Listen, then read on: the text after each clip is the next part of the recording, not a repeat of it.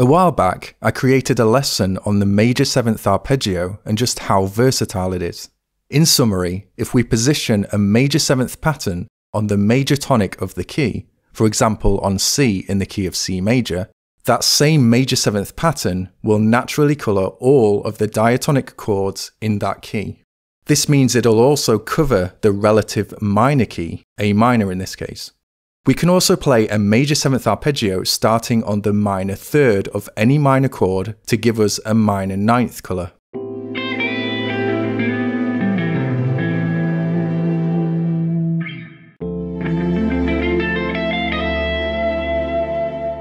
So similar to how a scale pattern can cover related chords in a key, so too can certain arpeggio patterns as a fragment of the fuller scale and a way of creating new phrasing pathways.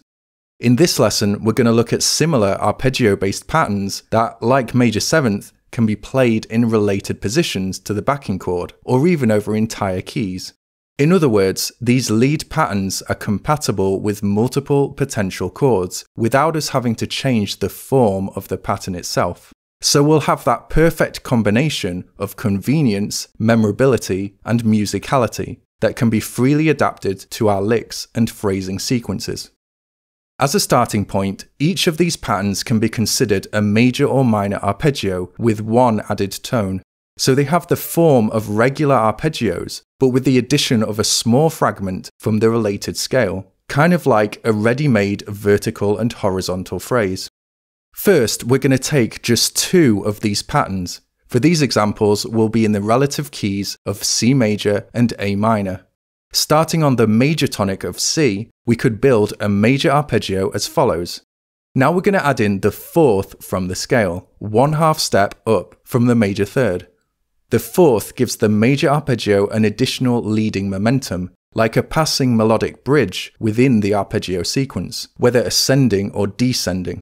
Here we're visualizing a repeating pattern over 3 octaves. Start by getting to know it over that tonic major chord.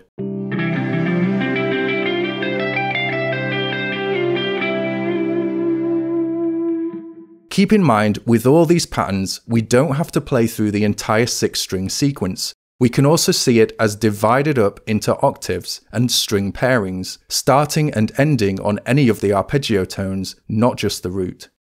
Now, if we change the reference chord to D minor, or the 2 chord of the C major key, the same C added 4th pattern takes on a D minor 11 quality.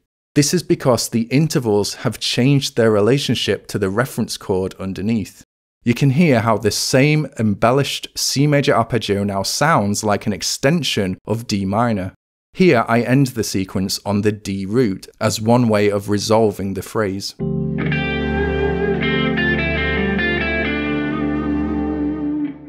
The pattern gives us a similar effect on other chord degrees of the diatonic scale. For example, the 4 chord, F major in this case, over which the original pattern gives us a major 9th quality.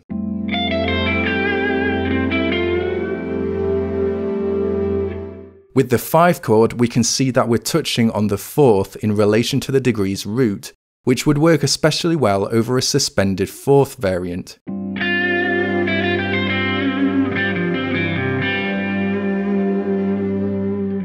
The 5 chord is often suspended for added tension, something worth exploring and becoming familiar with. We can also hear how the same pattern would colour the relative minor tonic.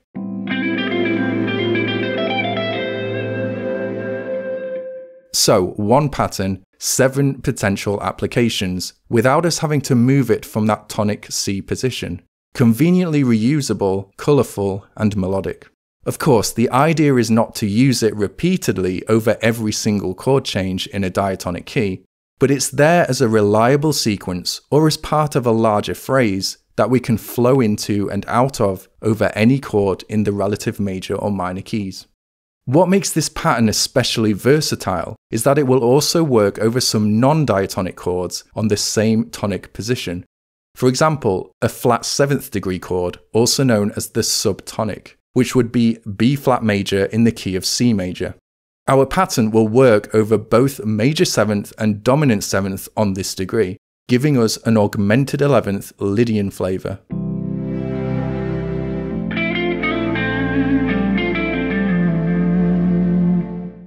How about a minor 4 chord? Over that chord, the tonic major added 4th pattern gives us a fitting minor major 7th quality.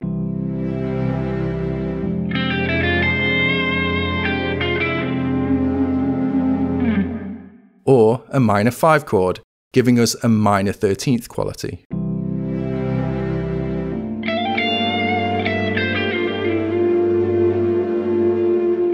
So we can think of this kind of embellished arpeggio as reusable in many different chord contexts. Now we're going to move that same major added 4th pattern to the 5th degree of the major key, or G in this case. Not only will this work well over the 5 chord itself,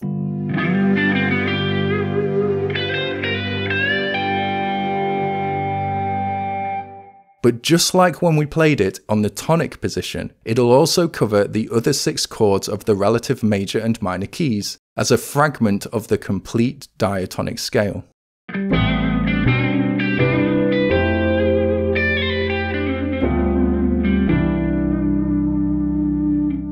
Let's look at another pattern built on the major tonic. This time we're adding the 2nd from the scale, one whole step up from the 1. Over the tonic, it gives us a major added 9th quality. Again, adding this tone to the tonic arpeggio creates a kind of arpeggio scale hybrid sequence that gives us a phrasing pathway through all the diatonic chords of the relative keys.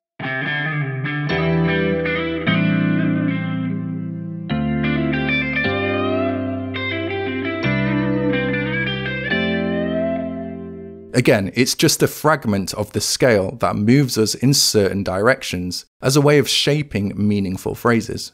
You'll notice from the examples that we don't have to play the pattern in a straight sequence.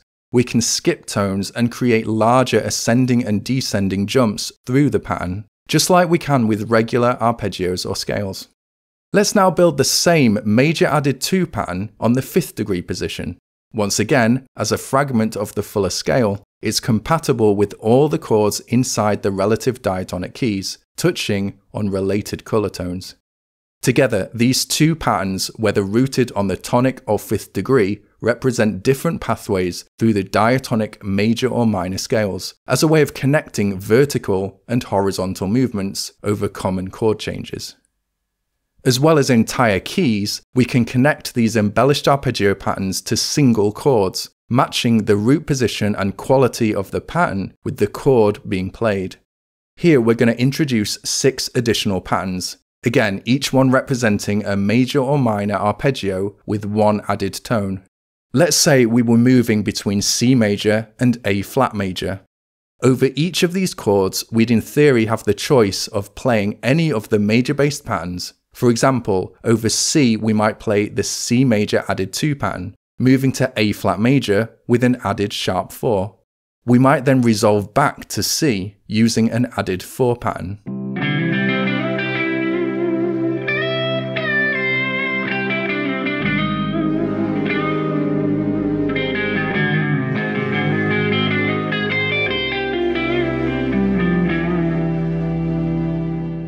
Many find it useful to visualize arpeggio and scale patterns around chord shape positions, for example using the caged method. The chord tones become the skeleton that we flesh out with additional tones. Playing between 2 chords like this is a good initial way to practice moving positions with your patterns. We're just trying to keep our phrases simple and accessible at this stage.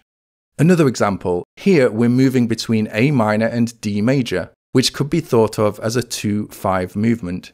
We might, for example, start with an A minor added 2 pattern, moving to D major added 4, before resolving back to A minor added 6.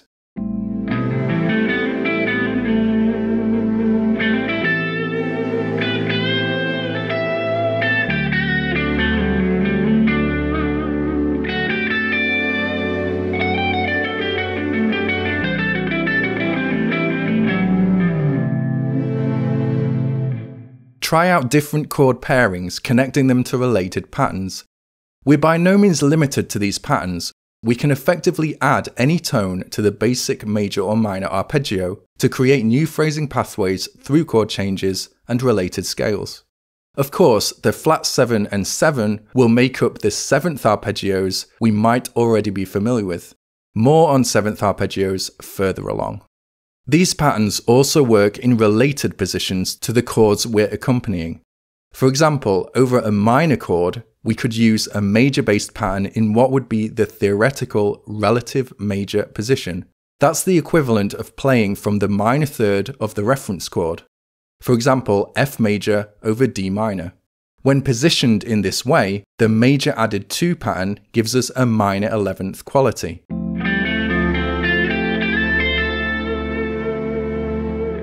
The major add sharp 4 in the relative major position gives us a minor 13th quality.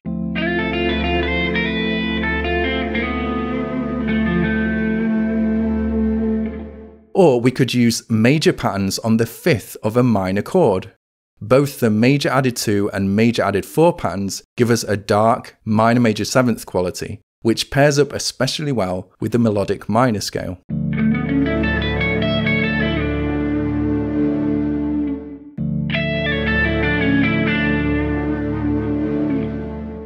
On the flat 7th of the minor chord, which can be seen as a whole step down from the chord's root, we can again position both the major added 2 and major added 4 patterns to outline a minor 11th phrase.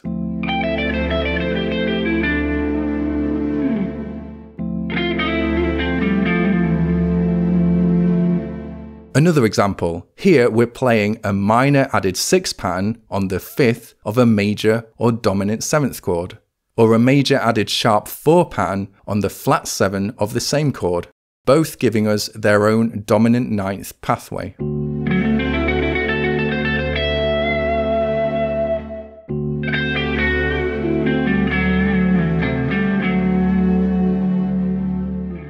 I'll be covering more of this type of related positioning on my Patreon, but the general concept here is that we can essentially repurpose and reposition familiar patterns outside of the chord's root position to, again, create new phrasing pathways through different chord qualities. Up until now, we've been creating patterns containing just 4 tones, a major or minor triad plus an added colour tone. We also have the option of starting with a 4-tone 7th arpeggio and adding a 5th tone, creating a kind of alternate pentatonic scale that connects to specific chord types and larger scales. The concept is the same as before, to create a phrasing hybrid between horizontal, i.e. stepwise, and vertical movement. For example, here we're adding the 2nd to the major 7th arpeggio on the A major key tonic.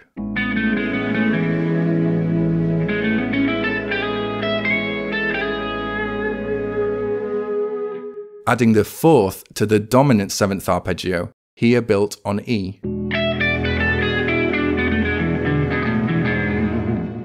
Adding the 2nd to the minor 7th arpeggio, here built on F sharp.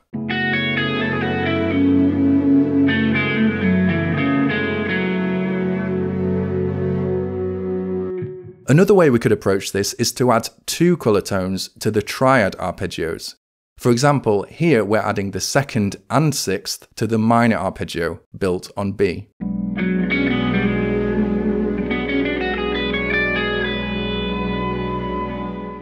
This kind of added tone arpeggio pattern can be seen as a fragment from a related scale, some common examples of which are shown here.